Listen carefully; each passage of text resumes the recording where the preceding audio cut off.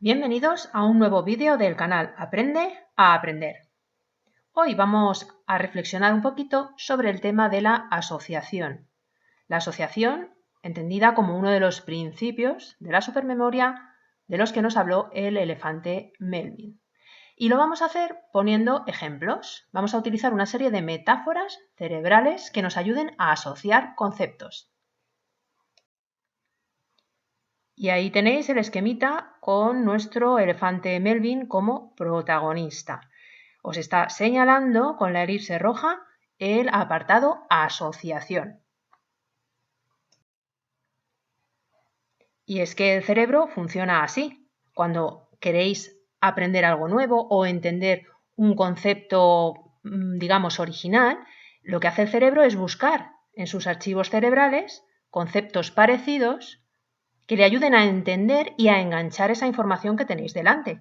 Fijaos cómo lo explicamos en el libro Aprende a Aprender, en la página 91. La asociación o sistema de encadenado, Link System, lo llama Dan Cook, se refiere a que podemos unir conceptos o entender cosas nuevas comparándolas con cosas que ya conocemos. En este libro, Aprende a Aprender, aprendizaje basado en neurociencia, hay muchos ejemplos de este tipo. ¿Recuerdas cuando asociabas palabras en una lista de memorización que proporcionaba en un ejercicio? Figuraba la palabra frigorífico, pues bueno, para recordarlo enseguida te venía a la cabeza microondas, ¿no? Por ser ambos objetos electrodomésticos. O en esa lista de palabras a recordar estaba el verbo ser, pues enseguida te venía a la cabeza el verbo estar. Por tratarse de verbos, como digo ahí. Sin mencionar todas las comparaciones, ejemplos y metáforas que proporciona ese libro. Tomamos notas, como siempre. ¿Cómo podemos asociar? Lo veis ahí. Podemos crear comparaciones, podemos crear metáforas, símiles o diversos ejemplos que, como os decía, nos ayuden a enganchar la información, a entenderla, a relacionarla con algo conocido. Y de este precioso libro es de donde he sacado las metáforas que vamos a ver hoy a modo de ejemplo de asociaciones. Y quería enseñaros lo bonito que es el libro. Bueno, tenéis una introducción de Javier de Felipe, que es el director del proyecto Cajal Blue Brain. Y mirad qué ilustraciones más bonitas. La de arriba, una neurona desarrollada, o sea, es un modelo 3D de una neurona desarrollada por los investigadores del Blue Brain Project. Y abajo, un mapa de la red de conexiones neuronales, que es lo que llaman conectoma, y lo describen en ese Human Connectome Project. Al final de este libro hablan de ese conectoma. Bueno, mirad qué dibujos más extraordinarios. Aquí nuestra amiga neurona. Y bueno, no solo he sacado información de las metáforas cerebrales, veis que aquí hay muchísima información subrayada. Básicamente el tema de la neurona también lo cogí de partes de este libro, bueno, hay de otros muchos libros, pero vamos, las ilustraciones merecen muchísimo la pena. Mirad aquí, Santiago Ramón y Cajal. Es un libro precioso, de verdad. Lo que no sé es si tendréis acceso a conseguirlo, porque al ser parte de un coleccionable tengo mis dudas, pero bueno, buscadlo por si acaso. No me enrollo más y pasamos a ver esas bonitas metáforas cerebrales. Espero que os gusten. Os voy a ir leyendo y, bueno, intentad ir adivinando de quién son las frases, porque algunas seguro que lo detectáis. La primera: el jardín de la neurología brinda al investigador espectáculos cautivadores y emociones artísticas incomparables. Seguro que ya estaréis pensando en Santiago Ramón y Cajal. Estaréis pensando bien, el padre de la neurociencia moderna, también el padre de nuestro canal. Y bueno, pues es evidente, la analogía del jardín se basa en ese aspecto ramificado que tienen las neuronas, y del mismo modo se ramifican los árboles, los arbustos, las plantas crecen, florecen. Entonces esa capacidad de desarrollo y de crecimiento queda muy bien reflejada por esta frase. La segunda metáfora es muy utilizada y yo sé que la utilizo muchísimo en el canal, pero también os he dado a entender, os he dicho en alguna ocasión, que se queda absolutamente corta, y es comparar al cerebro con un ordenador. La crítica evidentemente se debe a que si bien en el ordenador el cableado del hardware es físicamente rígido, ¿vale? Que podéis añadir un pendrive, un disco duro externo para ampliar lo que queráis de ese ordenador, pero al final ese cableado original es rígido, no cambia. Sin embargo, nuestro cerebro es flexible, ya lo sabemos. Las conexiones neuronales van cambiando a lo largo de la vida del individuo, incluso es capaz de generar nuevas unidades funcionales, ¿no? En función siempre, ya lo hemos dicho, de su actividad cerebral. Todo está muy relacionado con esa capacidad adaptativa del cerebro que conocemos, con esa capacidad de modificarse. Ya lo sabemos también, la memoria a largo plazo significa que hemos modificado plásticamente el cerebro, hemos añadido circuitos nuevos, los hemos marcado en ese cableado. Luego, esa memoria a largo plazo es igual que decir que nuestro hardware no es rígido como el de un ordenador, sino que es flexible. En todo caso, como dice el libro, la metáfora es útil en tanto que las neuronas son procesadores biológicos que reciben y transmiten señales, y fijaos aquí que luego hablaremos de esto, y realizan operaciones computacionales. ¿Bien? Bueno, lo dejamos ahí de momento. Vamos con la tercera metáfora. Está muy artística, muy bonita también, y propone que el cerebro es una orquesta compuesta por redes dinámicas de neuronas que actúan en concierto como los músicos de una orquesta. Su resultado, el pensamiento, sería la sinfonía interpretada. Y pensando del mismo modo que diferentes músicos que han quedado para hacer un concierto, dependiendo de lo que toquen, generan sinfonías diferentes, pues dependiendo de qué circuitos cerebrales activemos o cómo funcionen unas neuronas u otras, habrá pensamientos diferentes, emociones diferentes, es decir, que nuestro cerebro también es capaz de interpretar sinfonías diferentes. Muy bonita, ¿verdad? Otra metáfora, y esta ya os lo adelanto, es también de Ramón y Cajal. Es como una metáfora muy geográfica. Leo. El cerebro es un mundo que consta de numerosos continentes inexplorados y grandes extensiones de territorio desconocido. Fijaos, tiene tantas zonas y tantos territorios inexplorados como que de momento ya se han detectado más de 150 áreas funcionales, es decir, áreas que están relacionadas con diferentes funciones. Nosotros ya hemos hablado tímidamente, por ejemplo, de la zona de Wernicke o la región de Broca relacionadas con el lenguaje, pero gracias a las técnicas de neuroimagen cada vez se están detectando más áreas funcionales.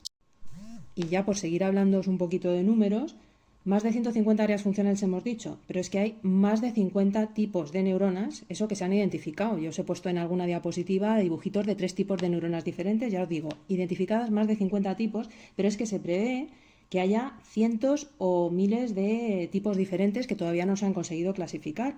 Y del mismo modo, pensad que ya se conocen más de 100 tipos de neurotransmisores, es decir, que el nivel molecular, esos mediadores de la sinapsis, también conocemos más de 100. Esto creo que no lo hemos dicho todavía en el canal, seguramente lo hablaremos en el tema de la neurona.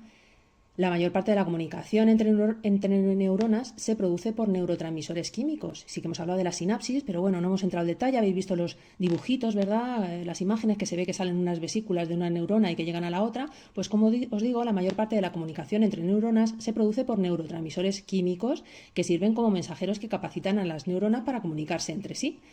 No obstante, tener en cuenta una cosa que fue además una de las teorías iniciales, y era que, bueno, hay evidencia de que existe una señalización directa también entre las neuronas mediante voltaje. ¿Vale? En esos espacios que tienen, neuronas que, por ejemplo, se ven muy cerquita, que están muy cerquita, se piensa que directamente lo que hacen es pasarse la señal eléctrica sin necesidad de esos mediadores químicos que hablamos. Pero bueno, ese tipo de sinapsis parece que son las menos. Y ya la última metáfora que podríamos considerar una combinación de varias metáforas de las anteriores. Y resultaría en una especie de Internet, una red de redes formada por miles de millones de ordenadores conectados que comparten señales en un lenguaje propio. Pensad en la Internet de verdad, ¿no? Pues en toda esa información que se maneja o en cómo combinando esa información al final creáis, pues por ejemplo, la Wikipedia o creamos una página web, ¿no? Pues del mismo modo, esa red que tenemos en el cerebro también tiene unos productos finales, pero en este caso los productos finales del cerebro son pensamientos, son recuerdos, son emociones o son sensaciones.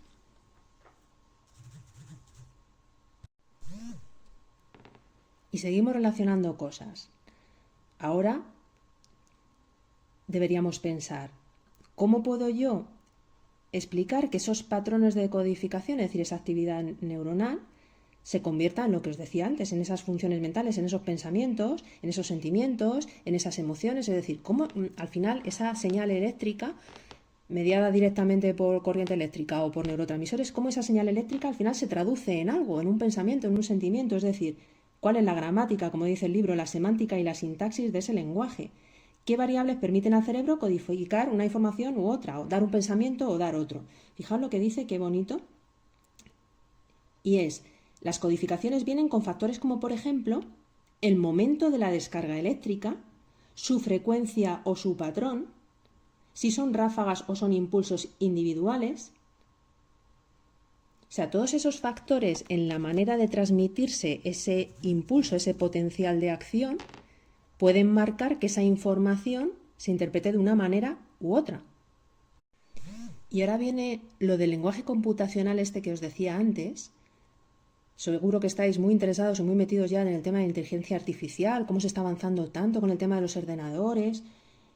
Fijaos, qué interpretación y cómo funciona esto. Al final, si estamos pensando en el cerebro, cada potencial de acción representa una computación, una combinación de señales recibidas cuyo resultado es binario. O hay potencial de acción o no lo hay, o hay impulso nervioso o no lo hay. Entonces, de esta manera, el lenguaje del cerebro se podría estar traduciendo en unos y ceros. Y ya hay grandes organizaciones que están intentando traducir el código neuronal, como os digo, a un código binario, expresado computacionalmente en unos y ceros. Y os leo, por aquí lo tengo apuntado, mirad quién está investigando esto. Algunas investigaciones como el Sistema de Diseño de Ingeniería Neurológica desarrollado por la Agencia de Investigación de Proyectos Avanzados de Defensa estadounidense. Las siglas son DARPA, que seguro que las habéis escuchado. ¿Qué implicaciones podría tener entender esto? Os leo. El progreso en el estudio del cerebro ha abierto la puerta a una revolución neurotecnológica que pone a nuestra disposición sofisticados sistemas para conectar nuestro cerebro a las máquinas y restituir algunas de nuestras funciones. Seguro que también al respecto habéis visto las siglas BCI, que se refieren a crear interfaces cerebro-ordenador.